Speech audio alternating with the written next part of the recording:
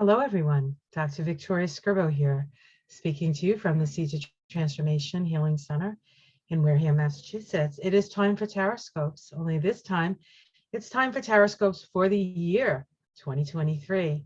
These readings will apply to January as well as the whole year. So we'll look at it that way. And I'm going to be using the Illuminated Earth Oracle to see what the Oracle has to say to us, and then we'll be doing a card reading after that. Before we get to that, I just want to do a little bit of astrology. This is not really an astrology video, but I figured I would add it because that's who I am, and I can't actually get through a day without applying some sort of astrology. So Gemini, you start the year with Mars retrograde in your sign. And Mars has been retrograde in Gemini. Mars has been in Gemini since August of 2022. Retrograde actually, it went retrograde right around the midterms, right? In November, and is retrograde till January 12th. Interestingly, January 12th was the same day that in 2020, Saturn and Pluto conjoined for the first time since the 80s, 1982, I think it was. So it's sort of and while we're not dealing with the same sign, we're not dealing with Capricorn, we're not dealing with Saturn, we're not dealing with Pluto. The day is sort of activated in that respect. And Mars has a special relationship with Pluto. So, but Mars will be retrograde in Gemini as the year starts. On the 12th, it goes direct, and it will be in Gemini till the end of March when it moves into Cancer. So you can feel a little like held back in the beginning. You can feel a little bit like you're running in place, or that you're running in place and you're moving backwards, but you will start. So it's going to take a little energy to get started this year for you, because you're sort of running in place. You're holding space in a way. But once Mars starts to move forward, you're going to start to feel like you can put yourself out there a little bit more. Now, as a Gemini, you are ruled by Mercury. Mercury, of course, goes retrograde every year, usually 3 to 4 times. This year, I believe it's only 3 times. And it goes retrograde in the earth signs.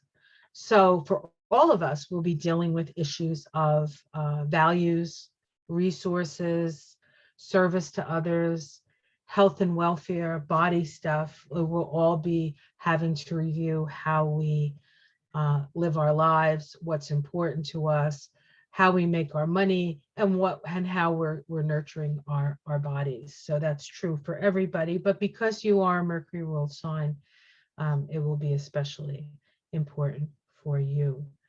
The nodes of the moon do shift this year. They shift from the North Node in Taurus and the South Node in Scorpio to the North Node in Aries and the South Node in Libra.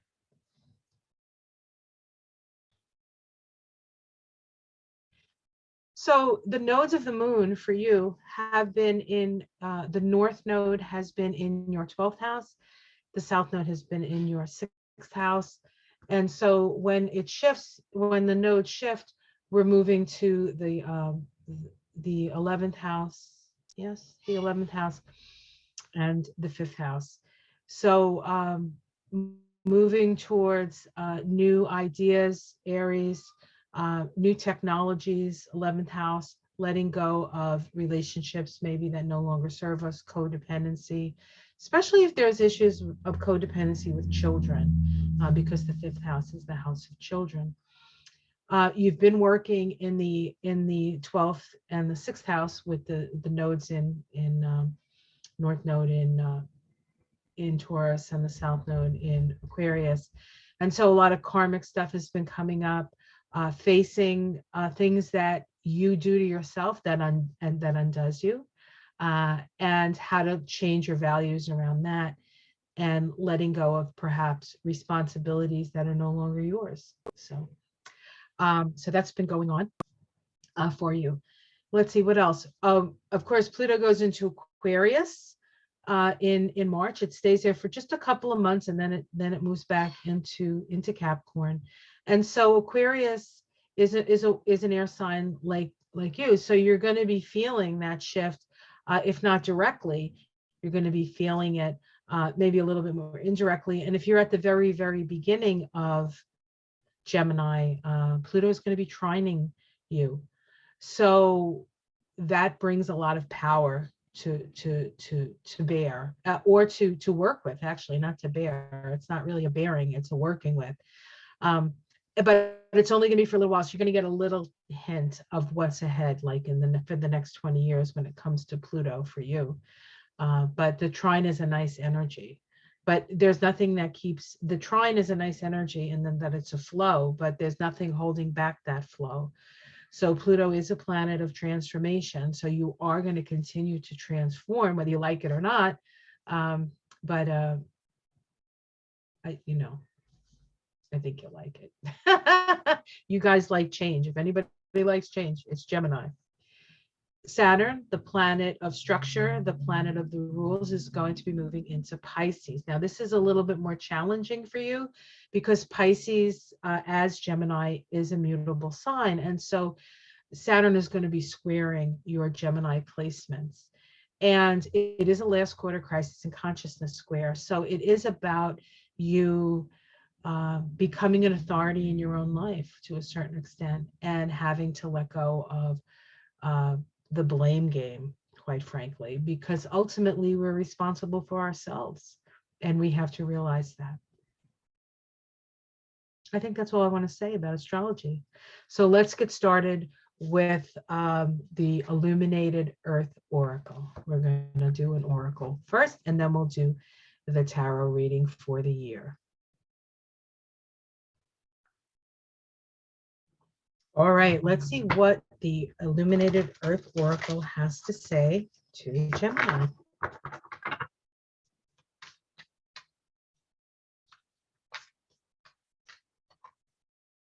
That's my painting for Gemini.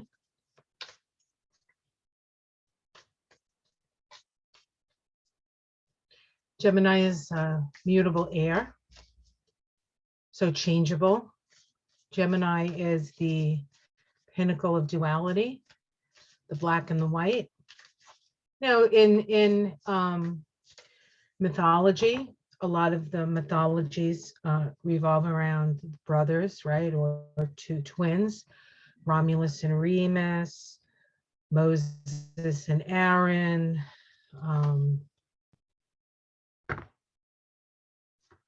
Jews and Arabs, right? Brothers, cousins. Okay.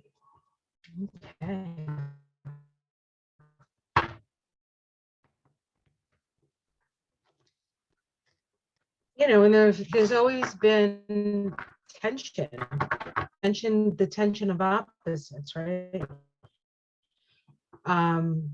They both based on, or supposedly based on, the life of Christ, who talked about love, and yet they, for centuries, been murdering each other, right? Not so much now.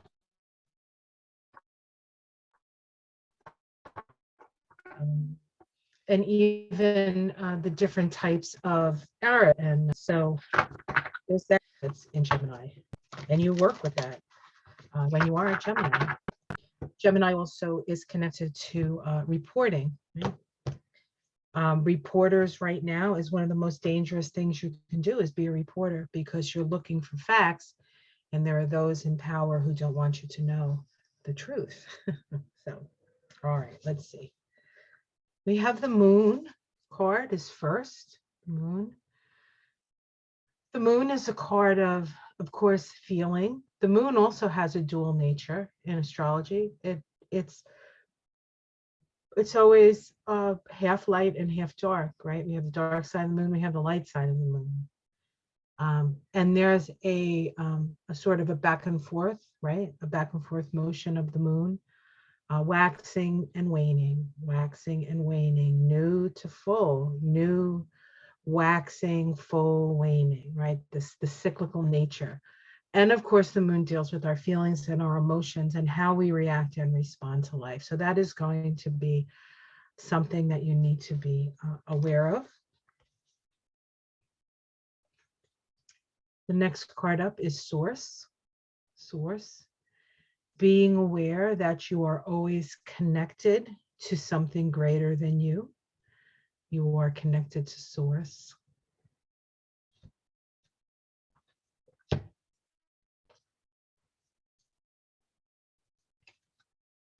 And reincarnation, the energy of understanding that your path is part of a larger, grander path. Okay, that your path is part of a larger, grander path. I do love this this card. This is a labyrinth. If you've ever had an opportunity to walk through a labyrinth, I would suggest you do it. It's very meditative. It's very, it's really quite nice, actually. Going and at the core, at the center of the labyrinth is you, and all the twists and turns in life, right? So you can understand that, Gemini, because you practically invented the twists and turns of life. Excuse me, sorry about that. Oh, goodness gracious. So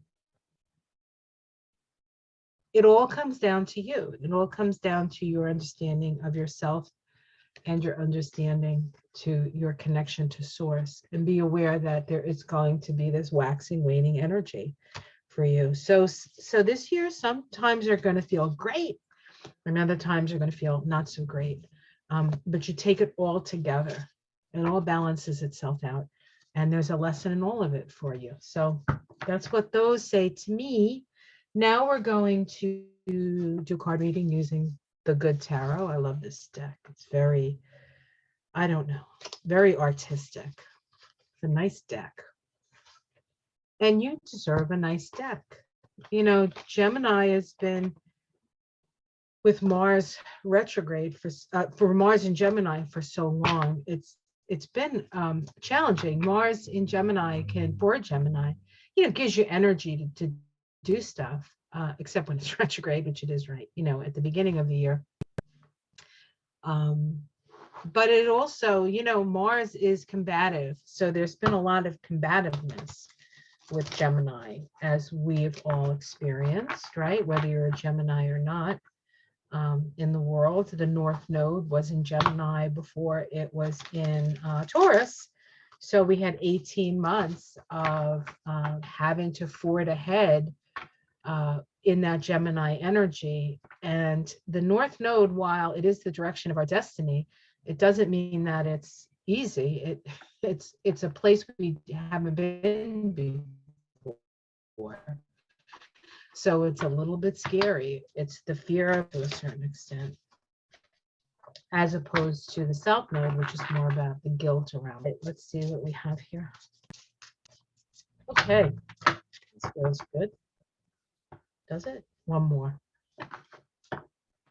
I always shuffle in how it feels more than like 7 times or cutting 3 times or whatever else people are doing. Okay, what do we start with? We have the Queen of Water here, the Queen of Water. This is the Queen of Cups. The Queen of Cups is psychic, sensitive.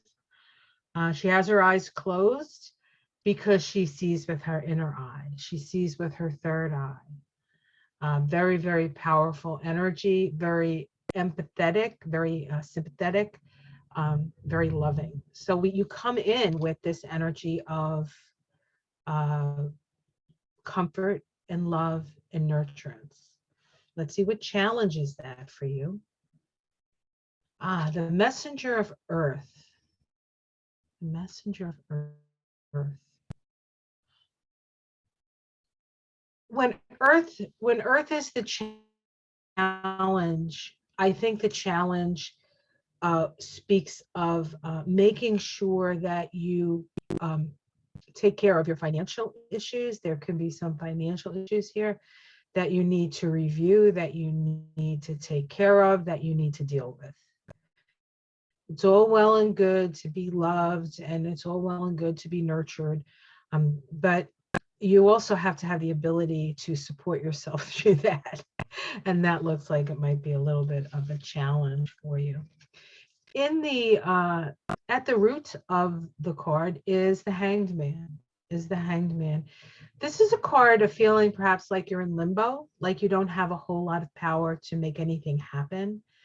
But the magic of the Hanged Man is that you connect with cosmic consciousness. So at the root of all things for you this year is your ability to see things from a different perspective, accept the things you cannot change the things you can, and the wisdom to know the difference. And if you have any doubt about what you can and you can't change, you need to connect with cosmic consciousness, spirit.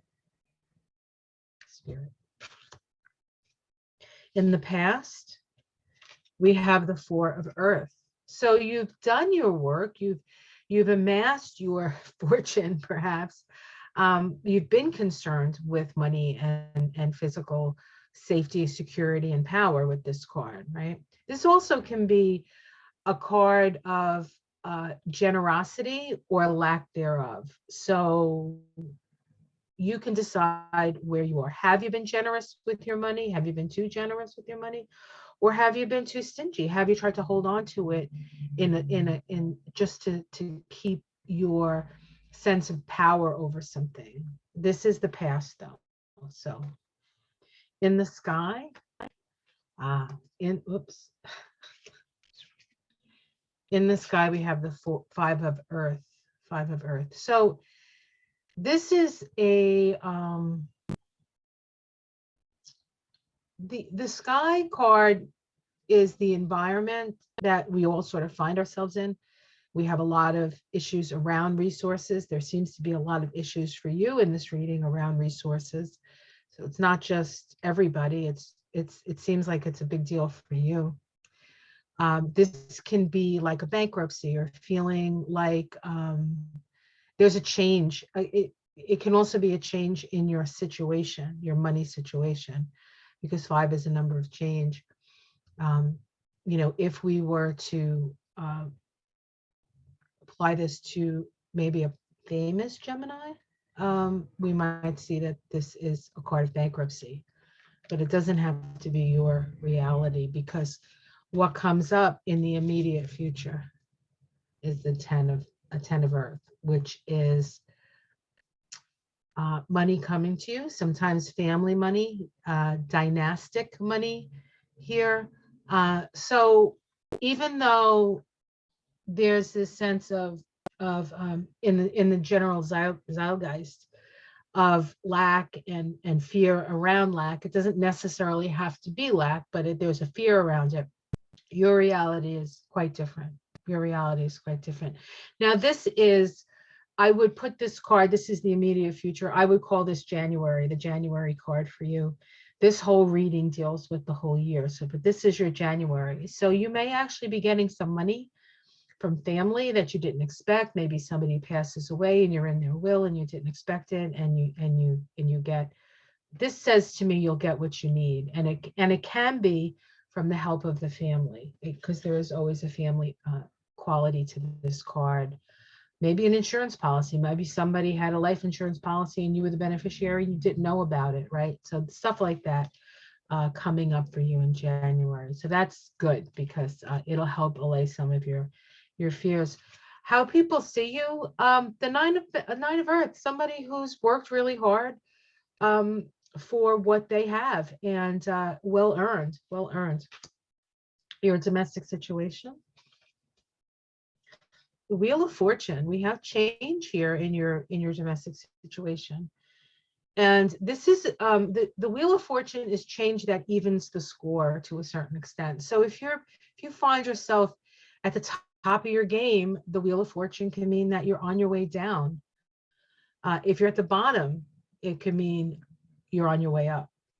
but it's an understanding that there are times when you're going to be up and there are going to be times when you're going to be down. And what you have to do is you have to find the point of peace in the center of the wheel and watch the ups and downs of life, opportunities and lost opportunities, but more opportunities.